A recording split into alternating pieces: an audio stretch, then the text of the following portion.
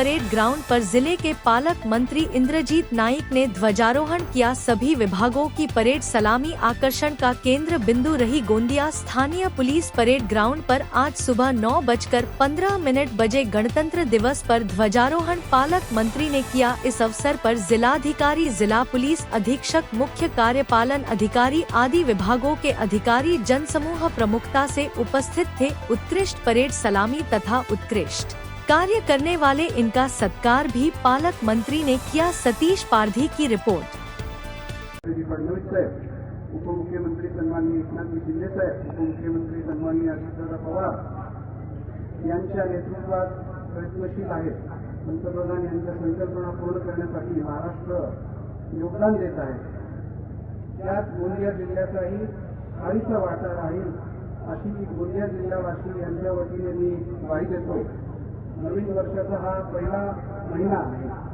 माझ्या जिल्ह्यातील नागरिकांना नवीन वर्षाच्या हार्दिक शुभेच्छा। नवीन वर्षात नव्या जोमाने, नव्या उत्साहाने, नव्या ऊर्जेने आपण आपल्या व्यक्तिगत तसेच सामूहिक विकास करण्याचा आपण इथे संकल्प करूया।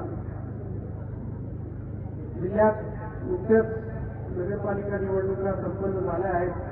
या निवडणुकीत निवडून आलेले लोकप्रतिनिधी तसेच सर्व मतदान करणारे बंधू भगिनींनो, आपल्या सर्वांना मंचावरून शुभेच्छा देतो।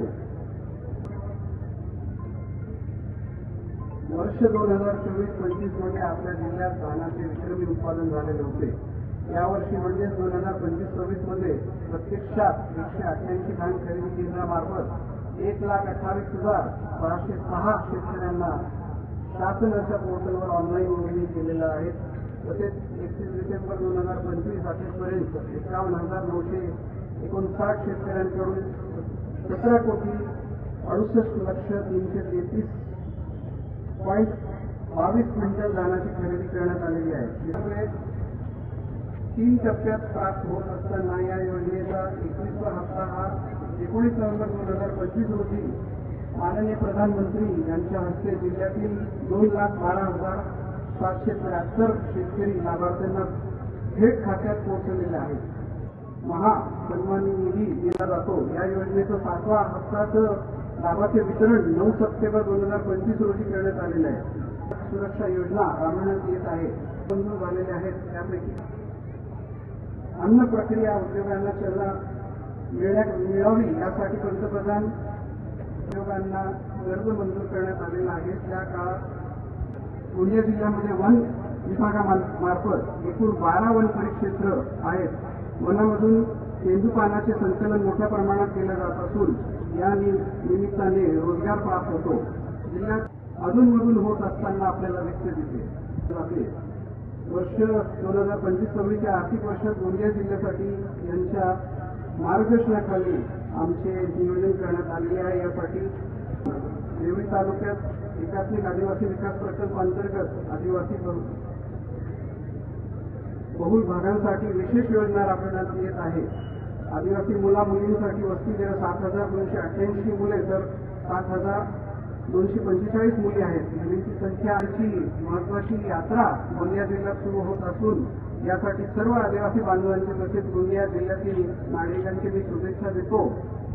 पारी कोपार लिंगोचा आशीर्वाद आपल्या जिल्ह्यावर सदैव राहावं। इतर राज्यातील आदिवासी भाविक या ठिकाणी दर्शनाला येत असताना त्यांचा अडचण होणार नाही याची दक्षता शासन, प्रशासन, जिल्हा स्तरावर आणि जिल्ह्यातील सर्व नागरिकांनी घ्यावं आणि जिल्हा प्रशासन यांना आज खरं म्हणजे मानवंदना दिली पाहिजे की देश 77 वर्षापासून आपल्याला ते चांगल्या रीतीने इथे चालवत आहेत, आपल्याला सहकार्य करत आहेत। आज आपण प्रजासत्ताक दिन साजरा करताना आपल्या कर्तव्याचे सदैव पालन करण्याचा संकल्प करूया। आणि माझ्या मागून शपथ घ्यावी अशी प्रतिज्ञा करतो की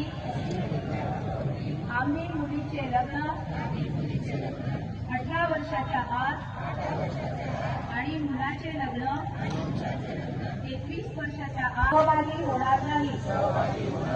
तसेच बालविवाहास प्रत्यक्ष अप्रत्यक्ष मदत करणार नाही। बालविवाहाने मुला-मुलींच्या मुलींच्या शैक्षणिक सामाजिक मानसिक परिणाम होतात. गोंदिया जिल्हा सारा जय हिंद.